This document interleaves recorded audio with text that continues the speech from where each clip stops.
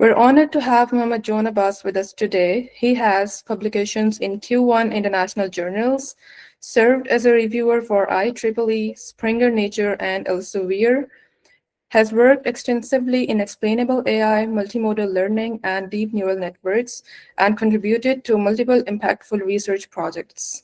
Without further delay, let's hand over the session to Muhammad John Abbas. Over to you, Muhammad.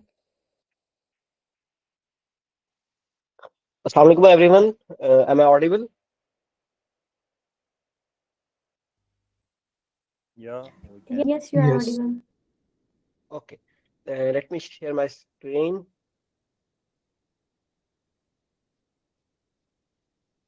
Okay, मेरी screen नजर आ रही है आप सबको?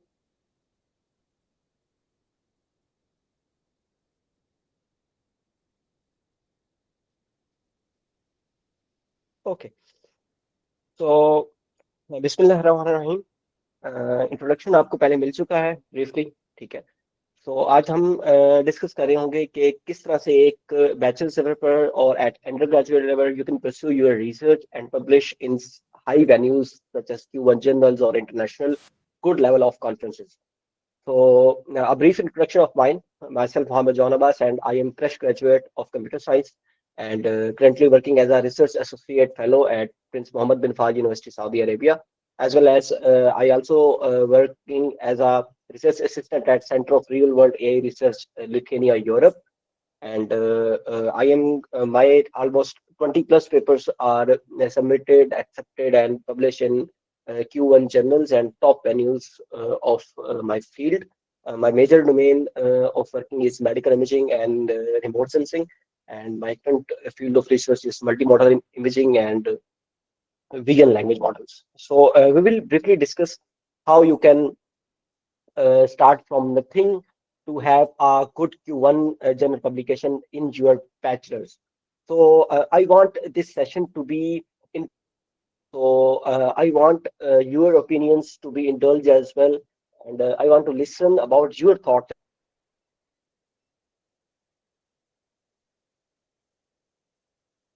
How we can do research at undergrad level. So please share me your thoughts about what is research. What's in your mind? What you think about what is research in your point of view?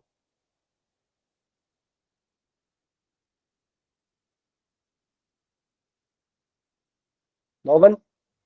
Okay. So for me, research is just is not about writing a paper or publishing in some venue. It is basically solving Hello. a real world problem, which, yes, sorry.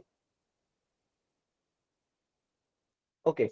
So it is just solving a real world problem which an industry cannot solve. Let me give you an example. For example, आपकी कोई company है and आप कोई चीज manufacture करते हैं। आप for example एक चार्जर को मैन्युफैक्चर करते हैं और आपने एक चार्जर की मैन्युफैक्चर किया और उसकी आपको जो आपकी बिल्ड प्राइस है, जो आपकी मैन्युफैक्चरिंग की प्राइस है, वो थी 40 रुपीज, ठीक है। देन आपने लॉजिस्टिक की कॉस्ट ऐड की, टीम मेंबर्स की कॉस्ट ऐड की और सारी अदर कॉस्ट ऐड करके उसको आप सेल कर रहे हैं 120 रुपीज पे। जब आप उस प्रोडक्ट को मार्केट में चिप इन करते हैं तो आपको कस्टमर्स की तरफ से फीडबैक मिलता है कि 120 rupees for this product is too much, ये बहुत ज्यादा है, ठीक है, वी कैन नॉट पे 120 रुपीज। तो आप क्या करते हैं कि आप अपनी लॉजिस्टिक्स की कॉस्ट को कम करते हैं एंड अपने टीम मेंबर्स की कॉस्ट को कम करते हैं और डिफरेंट जो आप आपने ऊपर कॉस्ट चिप इन कर रही होती है उसको आप कम करते हैं और आप अपनी प्रोवाइड प्राइस को डिक्रीज करके 100 रुपीज पे लाते हैं। Good enough. अगेन वो चीज मार्केट में जाती है एंड लोग अगेन आपको फीडबैक देते हैं कि अब ये 100 रुपीज से भी आप ये इस प्राइस की कीमत बहुत ज्यादा है।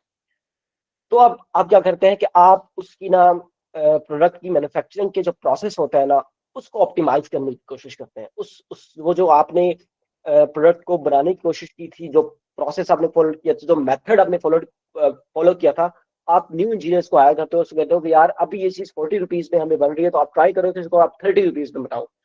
वो फुल कोशिश करते हैं और उस फील्ड के अंदर या उस चार्जर की मैन्युफैक्चरिंग में जितनी भी लेटेस्ट टेक्नोलॉजी होती है या लेटेस्ट जितना भी state of the art work होता है उसको इम्प्लीमेंट करके उसकी चार्जिंग, उस चार्जर की जो मैन्युफैक्चरिंग की प्राइस होती है वो डिक्रीज करके 35 रुपीज पे ले आते हैं।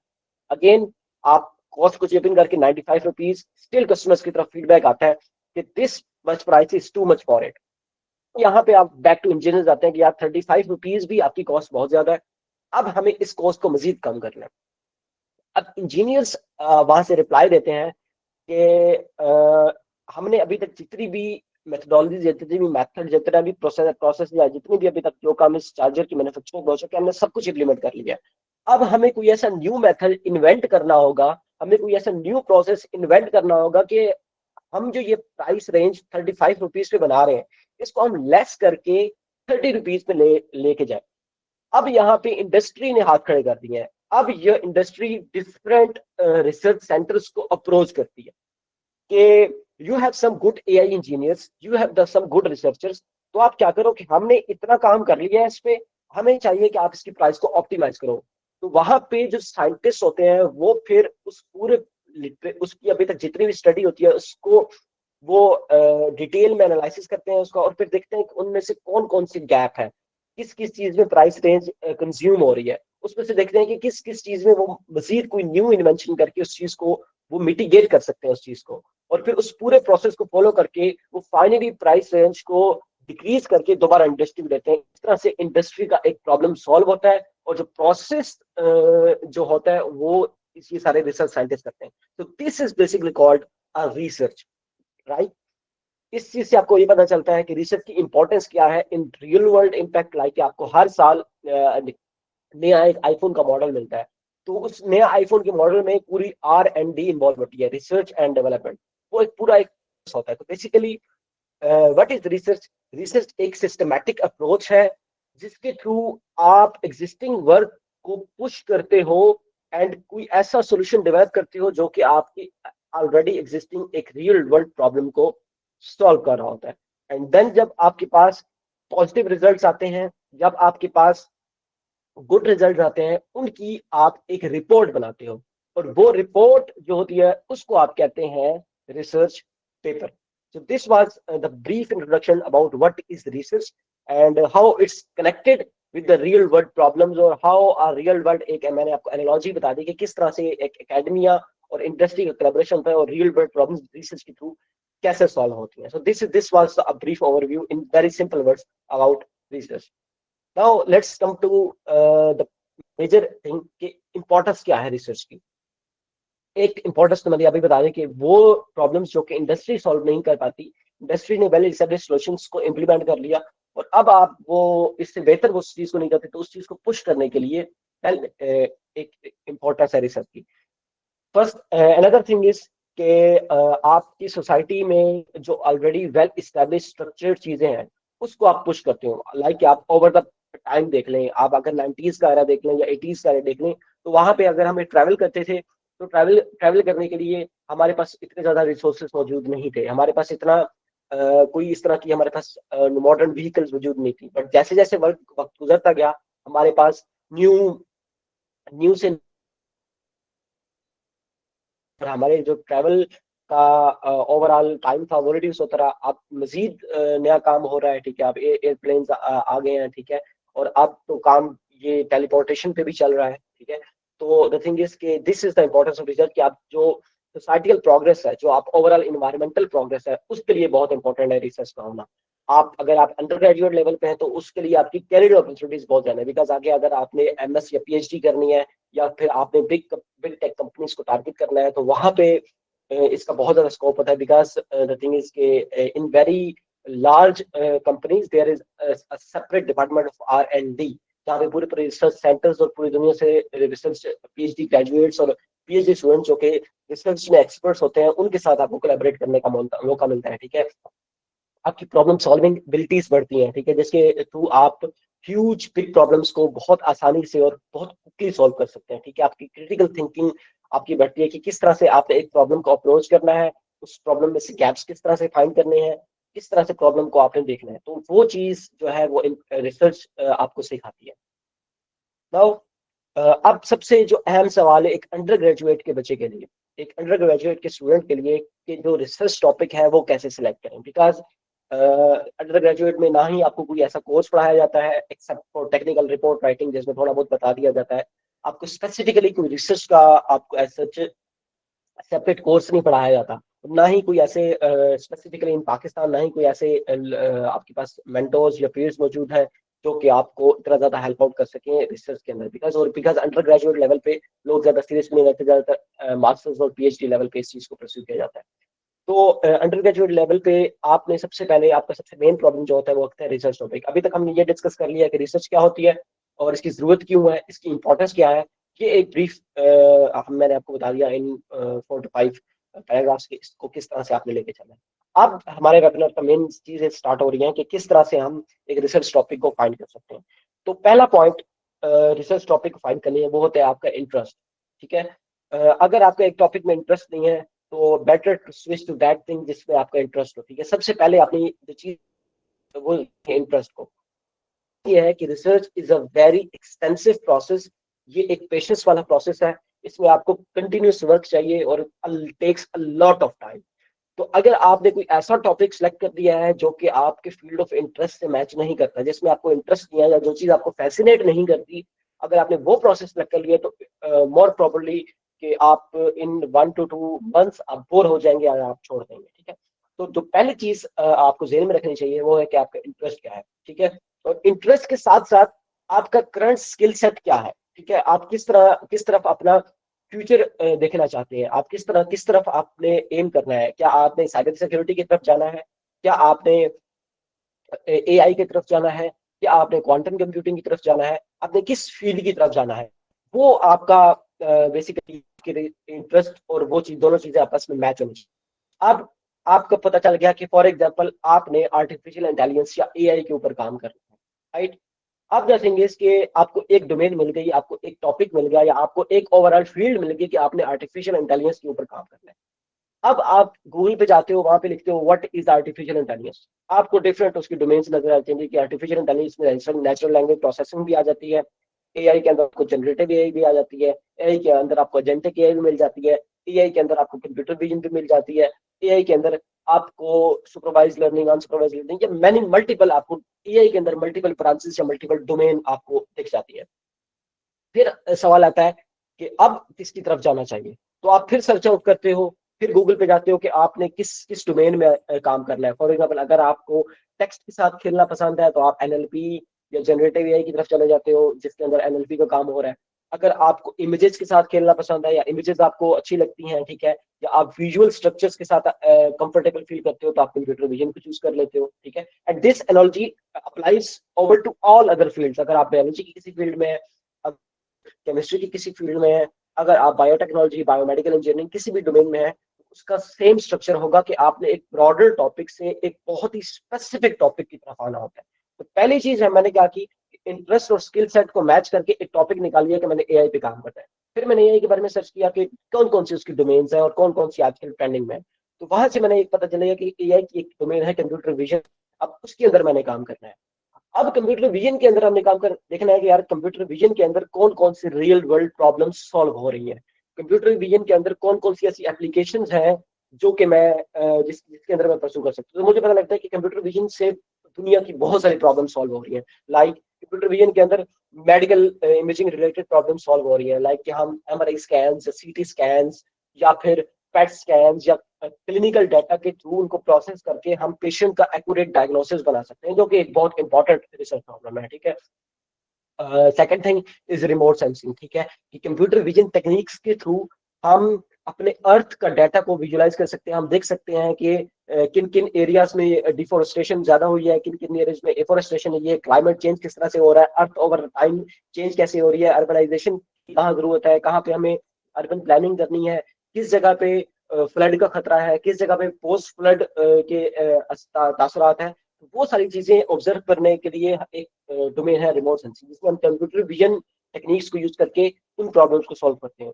The other domain is surveillance systems, जैसे कि अभी रिसेंटली पाकिस्तान में ई चालान सिस्टम उन्होंने इनकॉर्पोरेट किया, जिसके अंदर कंप्यूटर विजन एल्गोरिथम्स के थ्रू आपका हेलमेट और आपका जो सीट बेल्ट है वो कंप्यूटर विजन एल्गोरिथम के थ्रू आप वो डिटेक्ट करते हैं और अगर आपने नहीं पहना हुआ तो फौरन आपके कार का जो नंबर प्लेट है उसको डिटेक्ट करके वो कार जिसके नाम पे होगी उसके अगेंस्ट उसके नंबर पे फौरन चालान चला जाएगा। तो this kind of problems are also solved in computer vision. तो अब आपको ये डिफरेंट डोमेन्स मिल गई। अब आपने देखना है कि आप फ्यूचर किस में बनाना चाहते हैं, आपने आगे किस चीज में काम करना है, क्या चीज आपको मजीद फैसिनेट करती है और क्या चीज आपके बैकग्राउंड से फैसिलिटेट करती है। अगर आपको मेडिकल की तरफ जाना है तो you can pick medical imaging. अगर आपको सर्वेलेंस सिस्टम की तरफ जाना है या मल्टीपल डोमेन आपके सामने होंगे, उसमें से आपने फिर एक डोमेन चूज कर ली कि कंप्यूटर विजन के अंदर जी मुझे एक डोमेन मिल गई है कि मैंने काम करना है अब मेडिकल इमेजिंग में। अब द थिंग इज कि आपको एक टॉपिक मिल गया या एक मजीद डोमेन मिल गई, सब नीश मिल गई कि आपने मेडिकल इमेजिंग में जाना है। फिर आप क्या करेंगे कि मेडिकल इमेजिंग में आप बहुत सारे टॉपिक्स हैं। अगेन आप मेडिकल इमेजिंग में सर्च करेंगे कि मेडिकल इमेजिंग इन एआई, इसको गूगल पे सर्च करेंगे आपको डिफरेंट टॉपिक्स मिल जाएंगे। मेडिकल इमेजिंग में किस चीज पे काम हो सकता है, मेडिकल इमेजिंग में अल्जाइमर डिजीज के पे काम हो सकता है, पार्किंसन डिजीज पे, ब्रेन ट्यूमर, लिवर ट्यूमर, तो आपके पास डिफरेंट डिजीजेज आ जाएगी। फिर आपने देखना है कि आपको इन सब में से किस किस डोमेन पे काम करना है या किस चीज पे काम करना है। फॉर एग्जाम्पल आपने पिक किया कि आपको काम करना है ब्रेन ट्यूमर के ऊपर, ठीक है, कि आप कोई ऐसी टेक्निक बनाए जो कि ब्रेन ट्यूमर को डायग्नोस करे या ब्रेन ट्यूमर हमारी इमेज में या हमारे ब्रेन में किस जगह पे है या ओवर द टाइम कैसे वो प्रोग्नोस कर रहा है, वो चीज आप डिटेक्ट करें। वो आपने कंप्यूटर विजन प्रॉब्लम्स के थ्रू सॉल्व करना है। तो अब आपको ये एक टॉपिक मिल गया है, तो अब आपने इस टॉपिक को उठाना है और Google Scholar, there is a separate search engine for research which is named as Google Scholar, ठीक है। वहां पे आपने जाना है और वहां पे आपने वो टॉपिक लिख देना है कि आपने लिखना है कि brain tumour diagnosis using deep learning या यूजिंग कंप्यूटर विजन। आपने वो सर्च करना है। आपको उस टॉपिक के रिलेटेड जितने भी आर्टिकल्स होंगे पिछले प्रीवियस ईयर्स में पब्लिश, वो आपको शो हो जाएंगे। So this is the way you have to find a research topic. एक बहुत ही ब्रॉडर डोमेन थी, एक बहुत ही आपको अनक्लियर डोमेन थी कि आपको बस एआई का पता था। आपने सर्च करते करते करते करते बहुत एक स्पेसिफिक तरीन प्रॉब्लम को आपने पिक कर लिया है। अब इसके आगे भी आप मजीद नैरो डाउन कर सकते हैं, ठीक है। फॉर एग्जाम्पल आपको ब्रेन ट्यूमर है तो आपको ब्रेन ट्यूमर की डायग्नोसिस पे काम करना है, आपको ब्रेन ट्यूमर के प्रोग्नोसिस पे काम करना है, या आपको ब्रेन ट्यूमर के ट्रीटमेंट पे काम करना है, ठीक है। फॉर एग्जाम्पल मैं कहता हूँ कि मुझे ब्रेन ट्यूमर के डायग्नोसिस पे काम करना है, देन आपके पास एक और टॉपिक आ गया ब्रेन ट्यूमर डायग्नोसिस। इस डायग्नोस्टिक अप्रोच में आपने क्या चीज क्या डायग्नोस करना है या किस प्रोसेस को डायग्नोस करना है, तो वो फिर आपके पास 3 से 4 प्रॉब्लम्स आ जाती है कि आपने जो ब्रेन ट्यूमर डायग्नोसिस है क्या उसको आपने क्लासिफिकेशन करनी है, क्या आपने ब्रेन ट्यूमर की स्टेजेस को क्लासिफाई करना है या स्टेजेस को डायग्नोस करना है, ठीक है। क्या आपने जो हमारे ब्रेन में किस जगह पे ट्यूमर है आपने उसको डिटेक्ट करना है, या आपने वो एग्जैक्ट बाउंड्री लाइन को प्रिडिक्ट करना है कि एग्जैक्ट हमारे ब्रेन में वो किस जगह पे है, वो बाउंड्री लाइन को प्रिडिक्ट करना है, ठीक है। तो अगेन आपके पास 3 से 4 डोमेन आ गई। तो फॉर एग्जाम्पल आपने किया कि आपने उस क्लासिफिकेशन को पिक कर लिया। नाउ आपके पास मजीद एक आ गई brain tumour classification using deep learning या यूजिंग कंप्यूटर विजन। अब ये आपके पास क्लासिफिकेशन प्रॉब्लम आ गई। अब इस क्लासिफिकेशन प्रॉब्लम के अंदर भी आप 3 से 4 चीजों को यूज कर सकते हैं। अब आपके पास चीज आ गई कि आप कौन सी मोडेलिटी यूज करना चाहते हैं, कौन सा डाटा यूज करना चाहते हैं। क्या आप एमआरआई स्कैन यूज करना चाहते हैं, क्या आप पैट स्कैन यूज करना चाहते हैं, क्या आप सीटी स्कैन यूज करना चाहते हैं, which is the best for thing. आपने अगेन उसको सर्च किया, आपने कहा कि मैं एमआरआई स्कैन के थ्रू ब्रेन ट्यूमर की क्लासिफिकेशन स्टेज डायग्नोसिस या स्टेज क्लासिफिकेशन करूंगा यूजिंग डीप लर्निंग। तो अब आपने एक बहुत ही ब्रॉडर टॉपिक को नैरो डाउन कर कर करके बहुत ही एक स्पेसिफिक टॉपिक पे ले आए और उससे आपने इस प्रॉब्लम को आपने सॉल्व किया। सो this is basically how you find overall research problem या रिसर्च टॉपिक को आप किस तरह से फाइंड करते हैं, ठीक है। कि आपने सबसे पहले अपने इंटरेस्ट और स्किल सेट को मैच करके एक प्रॉब्लम उठाया और उसको फिर नैरो डाउन करते करते करते करते आप एक बहुत ही स्पेसिफिक प्रॉब्लम पे आ गए। अब आपके पास प्रॉब्लम आ गया brain tumour classification using deep learning to MRI images. अब ये टॉपिक आपने उठाना है और गूगल स्कॉलर पे सर्च करना है। आपके पास डिफरेंट पेपर्स आ जाएंगे, उन पेपर्स को आपने ओपन करना है और उनको पढ़ना है, ठीक है। अब हर पेपर के अंदर 3 से 4 स्ट्रक्चर होता है। सबसे पहले उसका इंट्रोडक्शन होता है, सेकंड थिंग उसका लिटरेचर रिव्यू होता है कि उन लोगों ने क्या चीज पढ़ के इस प्रॉब्लम को सॉल्व किया, थर्ड उसकी मेथोडोलॉजी, फोर्थ उसके रिजल्ट, और फिफ्थ उसका कंक्लूजन एंड फ्यूचर वर्क, ठीक है। ये कुछ स्ट्रक्चर होता है एक पेपर का। तो आपने डिफरेंट पेपर्स को पढ़ना है। अब हर पेपर के अंदर ना उन्होंने कोई एक की लिमिटेशन को एड्रेस किया होगा, ठीक है। उन्होंने फिर एक बहुत ही स्पेसिफिक चीज को एड्रेस किया होगा कि क्लासिफिकेशन के अंदर उन्होंने देखा कि एग्जिस्टिंग जो आर्किटेक्चर्स हैं वो पिक्सल लेवल एक्यूरेसी पे काम कर रहे हैं, बट कोई भी ब्रेन के एनाटॉमी की काम नहीं कर रहा, तो उन्होंने वो प्रॉब्लम उठा ली। इस तरह से आपने 10 से 12 पेपर पढ़े और उसके लिटरेचर को आपने एनालाइज किया, लिटरेचर को पढ़ के कि उन्होंने उनमें क्या काम हो रहा है, उन्होंने किस किस प्रॉब्लम्स को सॉल्व किया है, किस किस क्या क्या चीज को उन्होंने डायग्नोस किया है, और किस चीज को वो इग्नोर कर रहे हैं, किस चीज को वो स्किप कर रहे हैं, या क्या चीज उन्होंने एड्रेस नहीं की, वो साइड पे आप नोट डाउन करते आते हैं, ठीक है। या फिर अगर आप जो बिगिनर्स होते हैं अंडर ग्रेजुएट लेवल पर, उनको ये चीज पता नहीं चलती पढ़ के कि वो इसमें से कोई गलती निकाल सके या इसमें से कोई देख सके कि लिमिटेशन ढूंढ सके, तो उनके लिए जो अच्छे जर्नल्स हैं, अच्छे पेपर्स हैं, उन्होंने अपने कंक्लूजन की एंड पे या फ्यूचर वर्क में अपने काम की लिमिटेशंस खुद ही लिखी हुई होती हैं, ठीक है। अगर आप कोई पेपर खोलें उसके कंक्लूजन में जाए तो उस कंक्लूजन के अंदर उन्होंने अपने काम की लिमिटेशन और जो उसमें गैप है और किस चीज पे फ्यूचर में काम हो सकता है वो उन्होंने खुद ही लिखी हुई है। तो एक आप लिस्ट बना लेंगे वो चीज जो आपको खुद लगता है कि यार इस चीज में मिसिंग है और चीज पे काम किया जा सकता है। दूसरा, आप पेपर्स के कंक्लूजन सेक्शन में जाए, वहां पे उन्होंने गैप्स को रखा हुआ है, ठीक है, गैप्स को लिखा हुआ है या लिमिटेशंस को लिखा हुआ है और फ्यूचर वर्क को भी लिखा हुआ है कि क्या काम हो सकता है, वो आप नोट डाउन कर लें। तो इस तरह से आपका एक रिसर्च टॉपिक भी आ गया और आप उस रिसर्च टॉपिक में आपको क्या क्या एरियाज एक्सप्लोर कर सकते हैं वो एरियाज आपको मिल गए। अब ये आपको एक कंप्रीहेंसिव एक गाइडेंस मिल गई कि आपने किस टॉपिक में काम करना है और आपको उसमें किस किस स्पेसिफिक डोमेन में काम करना है या कौन से ऐसा स्पेसिफिक प्रॉब्लम है जिस पे आपको काम करना है। तो without even spending a lot of mind and being confused from a lot of things, आपने एक स्ट्रक्चर्ड अप्रोच को इस्तेमाल किया और आप एक एंड प्रोडक्ट बन के कि हाँ जी अब ये मेरा रिसर्च टॉपिक से ये गैप्स है, ये लिमिटेशन है, ये चैलेंजेस हैं जो कि ऑलरेडी लोगों के काम में है और मैंने इसको अब सॉल्व करना है। सो this is your research topic. अब इसको मजीद आपने इस रिसर्च टॉपिक को आपने वैलिडेट कैसे कर सकते हैं। You have an excellent platform LinkedIn, ठीक है। वहां पे आपने डिफरेंट इंटरनेशनल प्रोफेसर वहां पे ज्यादा रिप्लाई नहीं करते, but you have to do कि पाकिस्तान की लाइक के फास्ट, नर्स्ट, कॉमसर्ट्स, इस तरह की जो बिग यूनिवर्सिटीज हैं उसकी यूनिवर्सिटीज हैं उनके अपने प्रोफेसर्स को रीच आउट करना है। बट रीच आउट करने से पहले उनकी अपने प्रोफाइल देख लेनी है कि क्या वो वाकई ही एक्टिव रिसर्चर्स हैं या नहीं है।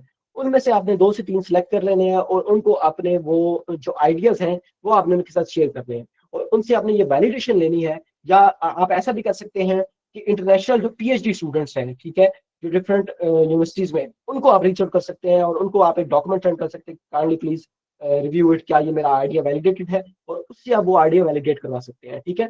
And then you can choose a research topic. अब इस रिसर्च टॉपिक को चूज करते वक्त आपको एक और इम्पॉर्टेंट पॉइंट ज़हन में रखना है कि आपके लिए क्या ये आइडिया मोस्ट फिजिबल भी है या नहीं है, ठीक है। अक्सर आपका इंटरेस्ट होता है, फॉर एग्जाम्पल मैं काम करना चाहता हूँ हाई परफॉर्मेंस कंप्यूटिंग पे और उसके अंदर मैं quantum linear feedback shift register से यूज करके मैं एक बहुत ही रैंडम एस बॉक्स बनाऊंगा जिसके थ्रू मैं एक बहुत ही अच्छा एक क्रिप्टो एल्गोरिथम बनाऊंगा। अब आपका टॉपिक तो बहुत तगड़ा है, आपके इंटरेस्ट के से भी मैच कर रहा है और बहुत ही हाई पोटेंशियल टॉपिक है, बट यहाँ पे मसला यह है कि क्या आपके पास वो रिसोर्सेज अवेलेबल है, क्या आपके पास हाई परफॉर्मेंस कंप्यूटर्स अवेलेबल है, क्या आपके पास क्वांटम लैब्स अवेलेबल है, क्या आपके पास आईबीएम क्वांटम लैब का एक्सेस मौजूद है, क्या आपके पास प्रॉपर वो रिसोर्सेज मौजूद है या नहीं है। तो इस तरह का एक अनरियलिस्टिक टॉपिक को चूज करना है जिसके पास आपके लिए करंट रिसोर्सेज ही नहीं है, वो जस्ट आपका टाइम वेस्ट करता है या आपके लिए एक एक हिंज या एक आपके लिए एक बैरियर होता है वो कि आप आगे परस्यू नहीं कर पाते और आप कहते हो कि यार मेरे जेहन में आइडिया था लेकिन अब मेरे पास रिसोर्सेज नहीं है। तो this is not an excuse, you can lower down your interest और आपने अपने अवेलेबल रिसोर्सेज, अवेलेबल जो आपके पास जो चीजें हैं उसको आपने यूटिलाइज करते हुए और अपने इंटरेस्ट को उसके अंदर से मैच करके एक ऐसा आइडिया निकालना है जो कि आपके पास मोस्ट फिजिबल भी हो और आप अपनी कैपेसिटी में रह के उसको एग्जीक्यूट भी कर सकते हो। फिर ये होता है कि जब आप 3 से 4 ऐसा काम रिसर्च प्रोजेक्ट्स कर लेते हैं और रिसर्च पेपर पब्लिश कर लेते हैं और फिर आपको रिसोर्सेज का मसला नहीं रहता। तो मसला कैसे नहीं रहता, बिकॉज फिर आपको इंटरनेशनल लोग खुद रीच आउट करना शुरू कर देते हैं। जैसे ही आपका जो पेपर होता है जब पब्लिश होता है ना, तो डिफरेंट जो इंटरनेशनल ऑर्गेनाइजेशन हैं उन्होंने अपने कुछ न्यू अलर्ट्स और कीवर्ड्स को उन्होंने अपने सर्च में डाला हुआ होता है। तो वो फिर आपको खुद रीच आउट करते हैं कि वी हैव दिस प्रोजेक्ट, इसमें ये हम करना चाहते हैं, वी हैव these resources, तो हम आपको उनका रिमोट एक्सेस दे रहे हैं या आपको ऑन साइट ऑफर करना शुरू हो जाते हैं, ठीक है। तो फिर उसके लिए आपको मसला नहीं होता। बट इन स्टार्ट आपके पास कुछ ऐसा शो होना चाहिए, कुछ ऐसी प्रोफाइल होनी चाहिए कि जो आप लोगों को दिखा सकें कि yes, I have publish this paper and I have potential, I have followed up through out the process, but मेरे पास रिसोर्सेज नहीं थे या जो भी नहीं था, उस वजह से मैं हाई पोटेंशियल काम नहीं कर सकता। तो इस तरह से लोग आपको फिर फंड भी करना शुरू कर देते हैं। तो this is how you can find a research topic. कोई सवाल है तो वो हम इंशाल्लाह एंड पे लेंगे। फिलहाल मुझे एक दफा स्लाइड्स को गो थ्रू करने दें, फिर इंशाल्लाह स्टेप बाय स्टेप चीजों को हम डिस्कस करेंगे। अब how to find identify our research gap, ठीक है। ये मैंने ऑलरेडी भी थोड़ा सा पिछली स्लाइड में बता दिया है, ठीक है। आपके पास एक टॉपिक आ गया, आपने एक टॉपिक चूज कर लिया, ब्रेन ट्यूमर डायग्नोसिस या brain tumour classification to deep learning using MRI images, ये आपके पास टॉपिक आ गया। अब आपने क्या करना है कि आपने इस टॉपिक को गूगल स्कॉलर पे पेस्ट करना है और आपके एग्जिस्टिंग जितने भी पेपर्स है ना, वो आपने उनको रीड करना है कि वो किस चीज को टारगेट कर रहे हैं, किस चीज को वो छोड़ रहे हैं, और उन्होंने अपने प्रॉब्लम, अपने इस पेपर के अंदर कौन सा प्रॉब्लम को सॉल्व किया है, वो चीज आपने उसको आइडेंटिफाई करनी है, ठीक है। Second thing, look for limitations.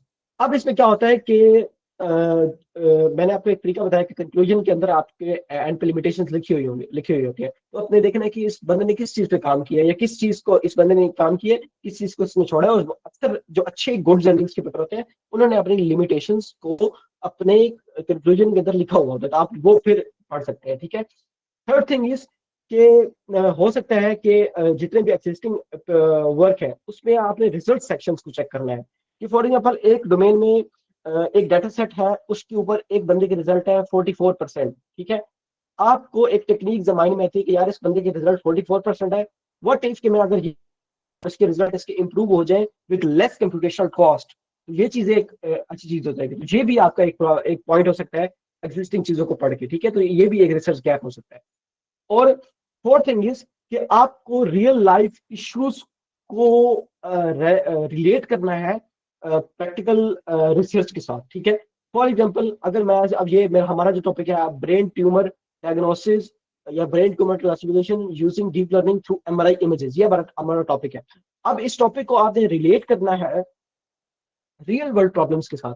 अब रियल वर्ल्ड प्रॉब्लम्स क्या हो सकती हैं कि आप देखते हो कि यार बहुत सारी एल्गोरिथम्स तो आ गए हैं, बट ये है कि अब लेकिन वो इतने ज्यादा हैवी हैं, इतने ज्यादा हार्ड टू डिप्लॉय है कि रूरल एरियाज में, ठीक है, वहां पे वो अच्छे से डिप्लॉय नहीं हो पा रहे बिकॉज उनकी सिस्टम्स बहुत लो क्वालिटी है, ठीक है। तो पेशेंट्स को बहुत लंबी लाइन लग जाती है, या पेशेंट्स उस तरह से वो डॉक्टर्स उसको इस्तेमाल नहीं कर सकते उस तरह से, ठीक है। अपने डॉक्टर्स की प्रॉब्लम्स को सुनना, ठीक है। और फिर आपने कोई ऐसा ये भी एक रिसर्च गैप आ गया आपका आ गया हमारे पास कि अब हमने ऐसे एल्गोरिथम्स की तरफ जाना है या ऐसे मॉडल्स की तरफ जाना है जो कि लाइट वेट हो, जो कि एक्सट्रीमली कंप्यूटेशनल एफिशिएंट हो, जिनको हम इन एरियाज में लेके जा सकें। सेकंड थिंग, आपको आपको हो सकता है कि मोर्टेलिटी रेट आप में ब्रेन ट्यूमर में आपकी स्पेसिफिक टाइम में आपने देखा कि मोर्टेलिटी रेट बहुत ज्यादा है, ठीक है। उसके अंदर बहुत ज्यादा लोगों की डेथ हो रही है, तो एक रियल वर्ल्ड इशू था। आपने ब्रेन ट्यूमर पूरे को छोड़ा, ब्रेन ट्यूमर में ग्लायोमा के अंदर किस ग्लायोमा की अपने जेनेटिक फेनोटाइप में चले गए और उससे किस तरह से आपने प्रॉब्लम को सॉल्व किया, वो आप ने एक रियल वर्ल्ड प्रॉब्लम जिसमें जाके ब्रेन ट्यूमर की ग्लायोमा टाइप है उसके अंदर लोग बहुत सारे डेथ हो रही है, तो ये एक रियल वर्ल्ड प्रॉब्लम, ठीक है। उसमें आपको ये एक रिसर्च गैप दिखा। तो this is how you can identify a research gap in existing work, ठीक है। आपने उस वर्क की देखा कि वो हर एक काम किसी एक चीज को एड्रेस कर रहा होता है, वो एक चीज जो एड्रेस हो रही होती है वो किसी दूसरी काम के ट्रेड ऑफ के बदले में होता है कि वो इस काम को तो इम्प्लीमेंट कर रहे हैं बट उस चीज को इग्नोर कर रहे हैं। वो इग्नोरिटी आपने उठा लेनी है। या कंक्लूजन में आपने देखना उन्होंने लिमिटेशंस को लिखा हुआ होता है और फ्यूचर वर्क, अगर लिमिटेशन नहीं लिखी तो उन्होंने फ्यूचर वर्क लिखा होता है। वो फ्यूचर वर्क एक तरह की उसकी लिमिटेशन नहीं होती है, जिसको बताया होता है कि फ्यूचर में हम इन चीजों पर काम करेंगे। तो this is a systematic approach, किस तरह से आप एक रिसर्च गैप को फाइंड कर सकते हैं। नाउ अब आपके पास एक रिसर्च गैप आ गया, ठीक है। अब काम होता है आपके शुरू अपने पहले पेपर लिखने का, अब आपका मेन काम स्टार्ट होता है, ठीक है। अब सबसे पहले आपके पास आ गया जी कि आपके पास एक रिसर्च गैप आ गया। अब उस रिसर्च गैप के ऊपर आप सवाल उठाते हो, यू आस्क क्वेश्चंस, ठीक है। कि फॉर एग्जांपल मैंने किया कि मेरे पास रिसर्च गैप आया कि लोगों ने brain tumour classification using deep learning through MRI images पे तो बहुत ज्यादा काम किया हुआ है, लाइक कि थाउजेंड्स ऑफ पेपर्स इस पे निकले हुए हैं। अब मैंने वहां पे ना रिसेंटली 2025 के, ठीक है, आप थाउजेंड्स ऑफ पेपर्स आप नहीं पढ़ सकते ऑब्वियसली, आपने 2025, 2024, 2023, 2022 लाइक प्रीवियस जो 3 से 4 सालों के पेपर है ना, आपने वो उठाने और उनको पढ़ना है। आपने ज्यादा दूर पेपर्स को नहीं जाना। आपने 30 to 40 पेपर्स पढ़े, उन पेपर से आपकी कुछ गैप्स है, लिमिटेशन निकल के आ गई। तो मुझे एक लिमिटेशन ये मिल गई कि अभी तक लोगों ने फॉर एग्जाम्पल जो काम किया हुआ है ना, तो ज्यादातर लोग एमआरआई स्कैन्स को देखते हैं, वो इसको एक एज अ पिक्सल लेवल पे डायग्नोस करते हैं या एज अ इसको पिक्सल लेवल प्रोसेस करते हैं। एक डॉक्टर उस स्कैन को कैसे देखता है, वो लोगों ने उस चीज को मैप नहीं किया डीप लर्निंग के अंदर। अब ये मेरे पास एक आ गया, ठीक है। तो अब मैं सवाल उठाऊंगा, now I will ask a question to myself that how can I implement convolutional neural networks for anatomy level in order to do accurate diagnosis or classification of brain tumor। ये एक सवाल आ गया कि आप कैसे convolution neural networks या एक कोई भी एक टेक्निक को इंप्लीमेंट कर सकते हैं कि आप पिक्सल लेवल की बजाय एनाटॉमी लेवल या ब्रेन के स्ट्रक्चर लेवल पे जाके इसको सॉल्व कर सकें। ये आपका एक रिसर्च क्वेश्चन हो गया। या फिर इसको हम या भी आप ये भी कह सकते हैं कि कैसे मैं फलां टेक्निक को या फलां टेक्निक को दोनों को आपस में मिला के एक ऐसी हाइब्रिड टेक्निक बना सकता हूँ जो कि कंप्यूटेशनल एफिशिएंट हो या लो एरियाज में इजीली डिप्लॉय हो जाए और वो एनाटॉमी लेवल पे डिस्कस हो। तो कैसे मैं एक अनसुपरवाइज लर्निंग टेक्निक को मैं इस्तेमाल करके जो डिफरेंट अनलेबल्ड डाटा है उसको मैं प्रोसेस करके एनाटॉमी लेवल पे लेके जा सकता हूँ। तो ये आपके कुछ सवाल खड़े हो गए बेस्ड अपॉन दोज गैप्स, ठीक है। आपके पास गैप्स आए, उन गैप्स के ऊपर आपने कुछ सवाल उठा दिए, 4 से 5 आपके रिसर्च। अब वो रिसर्च क्वेश्चंस आपकी फाउंडेशंस होंगी आपकी रिसर्च के लिए, ठीक है। अब आपने क्या करना है कि उन रिसर्च क्वेश्चंस को एक साइड पे रखना है और आपने अगेन लिटरेचर वाला प्रोसेस आपने शुरू करना है, ठीक है। अगेन आप लिटरेचर वाला प्रोसेस शुरू करते हुए कि किस किस पेपर ने वो स्पेसिफिक प्रॉब्लम को सॉल्व किया हुआ है, ठीक है। या आपने उस देखना है कि ब्रेन ट्यूमर अभी तक जितने भी state of the art techniques हैं या जितने भी अभी तक जो लोगों ने अभी तक जिसके सबसे बेस्ट रिजल्ट है वो कौन कौन से मेथोडोलॉजी या टेक्निक्स है। आपने वो टेक्निक्स उठाई और देखा कि वो टेक्निक्स किन किन डाटा सेट्स पे इंप्लीमेंटेड थी। आपने वो डाटा सेट उठाए और उसके ऊपर वही टेक्निक्स को इंप्लीमेंट कर दिया, अपने पास एक दोबारा उसकी री इम्प्लीमेंटेशन कर ली। तो आपके पास वो एक री इम्प्लीमेंटेशन आ गई उस चीज की, आपके पास उस चीज का एक इंपेरिकल एविडेंस आ गया, ठीक है। अब आपने देखा कि हाँ जी ये मेरे पास state of the art technique है, ये काम करती है पिक्सल लेवल पे। तो मैं क्या करता हूँ कि मैं अपनी इमेज को 3 हिस्सों में डिवाइड कर देता हूँ जो कि ब्रेन के एनाटॉमिक स्ट्रक्चर के रिलेटेड होंगे और हर एक पे मैं अलग एक नेटवर्क लगाता हूँ और एट द एंड उसको फ्यूज करता हूँ और देखता हूँ क्या रिजल्ट आते हैं, ठीक है। आपने ये एक्सपेरिमेंट किया, वो एक्सपेरिमेंट फेल हुआ, ठीक है। आपके रिजल्ट्स पहले वाली टेक्निक से बेहतर नहीं आए। Again back to literature, again studying study study study. आपको एक टेक्निक मिली, आपने वो टेक्निक उठाई, टेक्निक को पढ़ा और आपने सोचा कि यार इस टेक्निक में अगर कुछ इस तरह से किया जाए और इस टेक्निक को इस चीज से रिप्लेस कर दिया जाए और इससे शायद रिजल्ट आ जाए। आपने वो किया, इम्प्लीमेंट के रिजल्ट है, again fail, back to work, ठीक है, back to again literature, read read read read. आपने कोई 15 से 16 टेक्निक्स इंप्लीमेंट की, उसमें अपनी ट्वीकिंग की, या जो आपके रिसर्च क्वेश्चंस थे उन रिसर्च क्वेश्चंस को मैप किया टेक्निक पे और उस टेक्निक को मैप करके आपने फाइनली एक ऐसा रिजल्ट निकाल लिया जो कि बेहतर था प्रीवियस टेक्निक से। तो आपके पास फाइनली एक ऐसी टेक्निक या ऐसी मेथोडोलॉजी आ गई कि आप उसको इंप्लीमेंट कर सकते हो। अब सबसे बड़ा सवाल यहाँ पे लोगों का ये है कि हम तो बैचलर स्टूडेंट हैं, हम ऐसी नई टेक्निक क्या सोचे।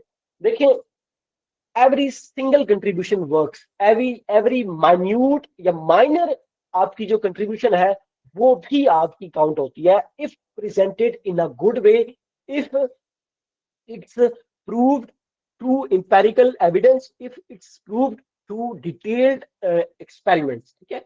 इसका मतलब ये है कि आपको फॉर एग्जाम्पल डीप लर्निंग का अच्छा नॉलेज है, आपको एआई का अच्छा नॉलेज है, आपको क्रिप्टोग्राफी का अच्छा नॉलेज है, आपको उनकी वेल एस्टेब्लिश टेक्निक्स का पता है।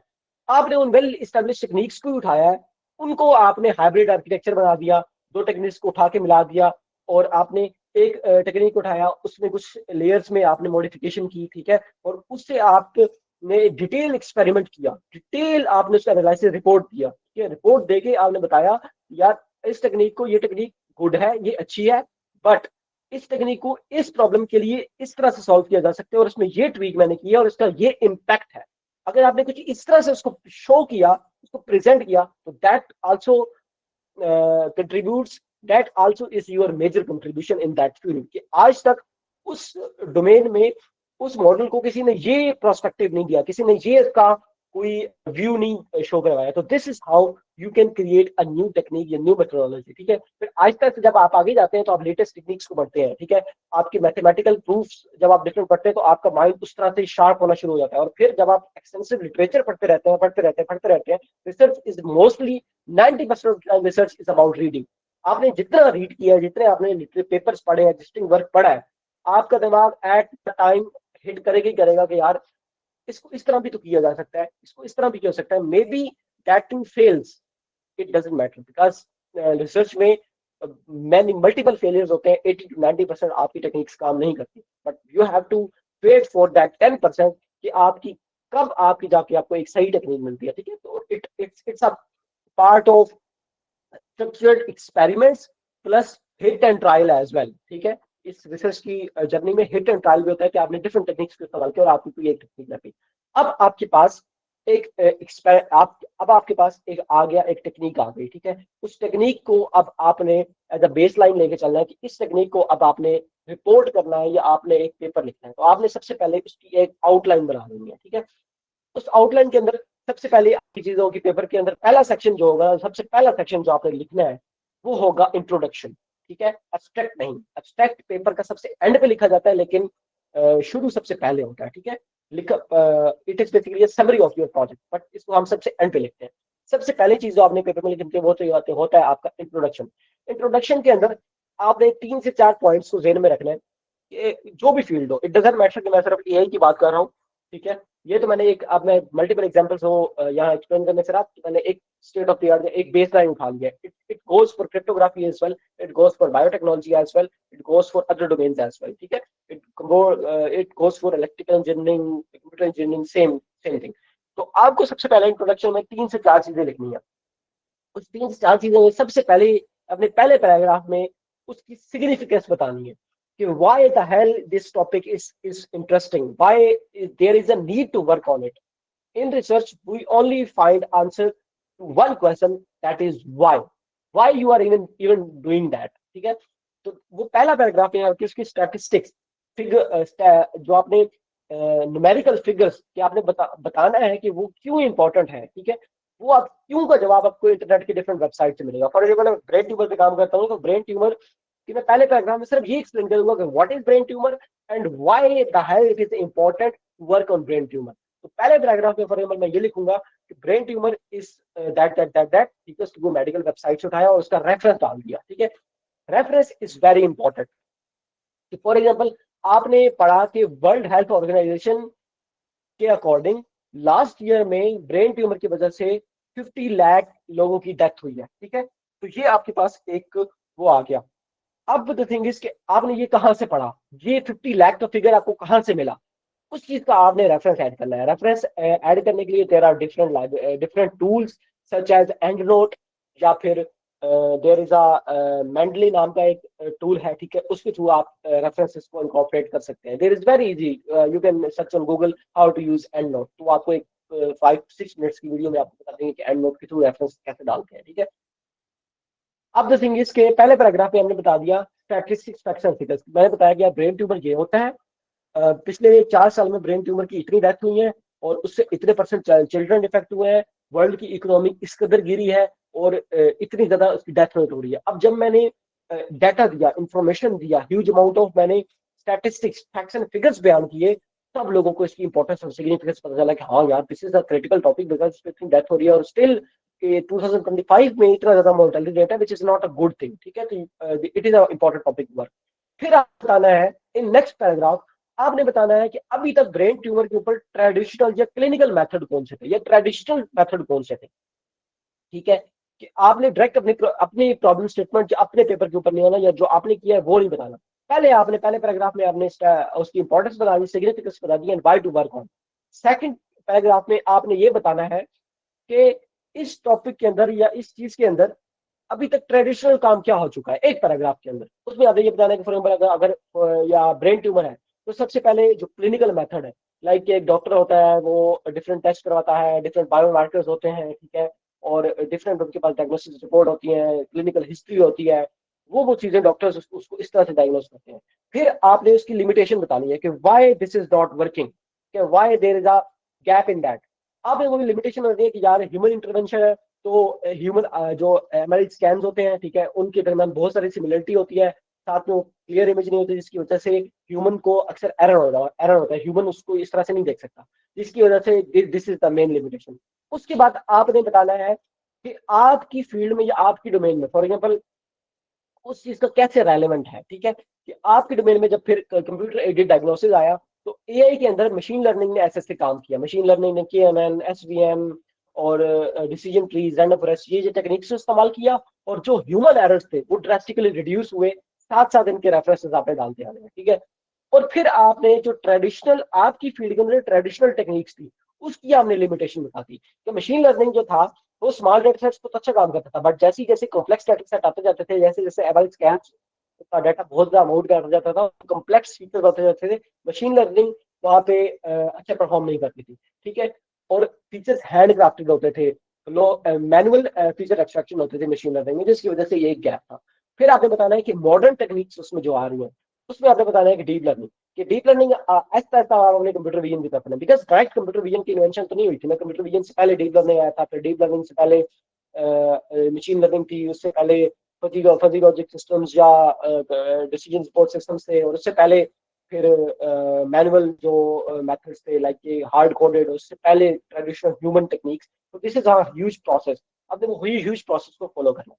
और फिर आप आगे डीप लर्निंग थे, डीप लर्निंग ने मशीन लर्निंग के प्रॉब्लम को इस तरह से सॉल्व किया कि उन्होंने आर्टिफिशियल न्यूरल नेटवर्क का कॉन्सेप्ट लाया, वहां पे एक्टिवेशन फंक्शंस का कॉन्सेप्ट लाया, नॉन लीनियरिटी को ऐड करवाया, और उसके थ्रू उसने वो चीज उस प्रॉब्लम को सॉल्व किया।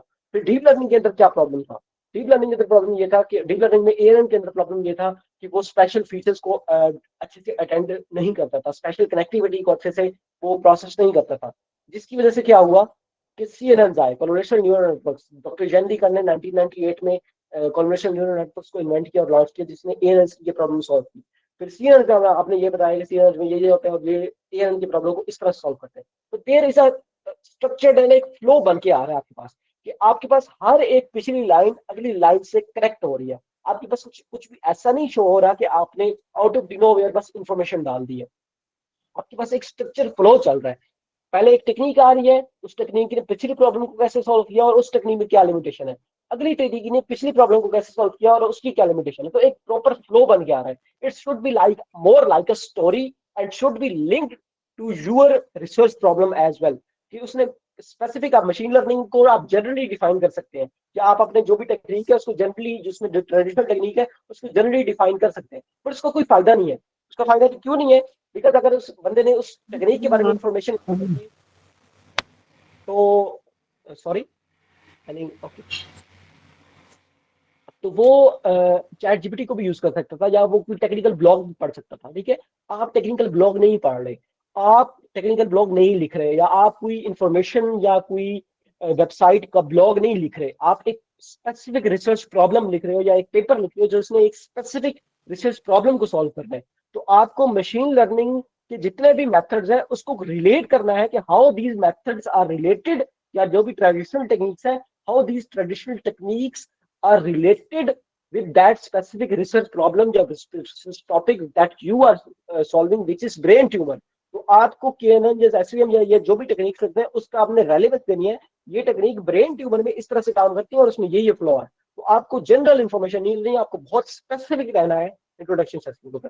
फिर आपने बताया, और स्टेप बाय स्टेप फिर आपने बताया कि अभी तक सीएंस पे आ गया, उसके बाद आपने बताया कि डिफरेंट प्री ट्रेन मॉडल्स है, उसमें ये इश्यूज थे, और उन इश्यूज में फिर लोगों ने ऐसे ही काम किया, और उन इश्यूज में आपको ये एक गैप लगा। फिर आपने, जब आपने अपनी चीज को बयान करना है उससे पहले अपना वो जो रिसर्च क्वेश्चन था या रिसर्च गैप था वो आपने उसमें फिट करना है, कि ये मुझे एक्सिस्टिंग या ट्रेडिशनल टेक्निक्स थी उनमें ये मुझे गैप नजर आया है, और इन गैप से मेरी ये रिसर्च क्वेश्चन फॉर्मुलेट हुए हैं कि क्या इन गैप्स को हम डिफरेंट एक्सप्लोर कर सकते हैं। और इन रिसर्च क्वेश्चन को एड्रेस करने के लिए हमने ये काम किया है कि हमने एक ऐसी हाइब्रिड टेक्निक बनाया है जो कि ये काम कर सकते हैं। और एंड वाले पैराग्राफ के अंदर आपने अपनी टेक्निक को एक्सप्लेन कर देना है कि what you did and what are your major contributions, वो अपने पॉइंट्स की फॉर्म में लिख देनी है।